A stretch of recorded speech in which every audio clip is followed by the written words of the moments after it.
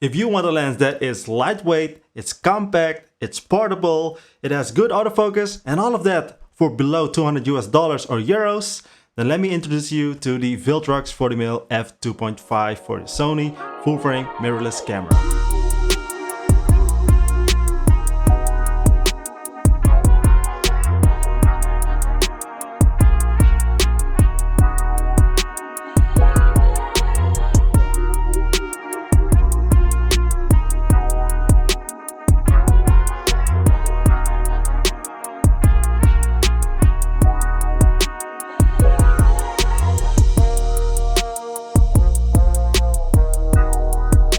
What's going on, guys? Gary Jahman here, back at it again with a new video. Hope you're doing well, hope you're safe and happy. So the specs out of the way, we got it in the intro. It's good, it's all nice. What does it feel like? How does it feel like? What about the zoom ring? What about the focus ring and everything like that? So as you see here, it is a very small compact lens.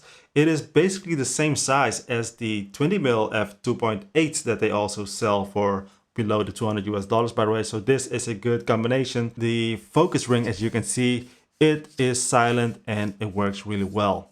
Everything else about this lens, we don't have any bells and whistles whatsoever. It is a very basic lens. But you know what can you expect for this type of money? So what about the image quality for both photo and video, by the way? So here are some photos, and as you can see, things are looking really good straight out of the camera. I only adjusted the horizontal lines and that's basically it. So straight out of camera, looks really good already, and I don't have any real complaints about this lens. So straight in the middle is sharp.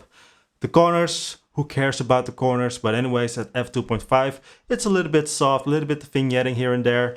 But if you stop it down to f4, f5.6, all the way up to f11, things are looking pretty sharp all across the board. For video as well, we got the same thing. Image quality wise, it looks really good.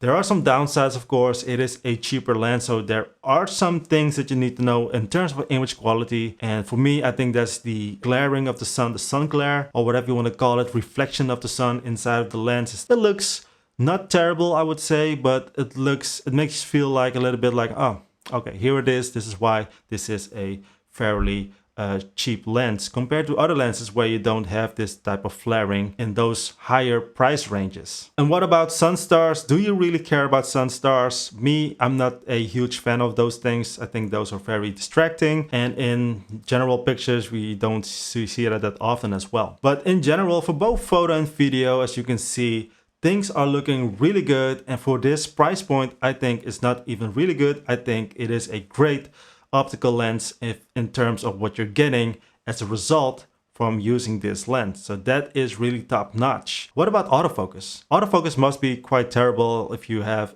such a affordable lens. And back in the day, that was a lot of the cases, like you got slow autofocus. Do you know as well about the 50mm from Sony, the 50mm f1.8?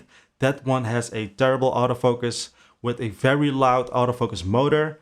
And with this one, which is even cheaper, you don't even hear the autofocus motors, and it's also smaller. So I think that is really awesome. But you know, as you see here, for both photo and video, the autofocus is working really well, and I don't have any real negative things to say about the autofocus performance of this lens. So all in all, guys, I see now why all the reviewers are so happy with this lens, are so like positive about this lens, because what can you expect, you know, for such a affordable lens that has even good autofocus and also great image quality?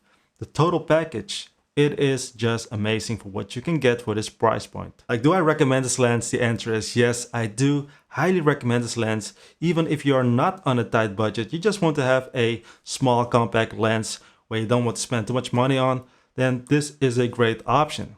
You also got different options from Sony themselves. You also got from Sigma, and I think also from Samyang or Rokinon. It's a 45mm, I believe, f1.8. And those are all pretty much in the same ballpark, but this one is much cheaper. So if you want to spend a little bit more money, then maybe you can get those. But for me, I think Viltrox did a great job with this lens. And that's all for this video. If you got any questions, let me know in the comment section down below. As always, stay safe, stay happy, and I'll see you in the next one. Good luck.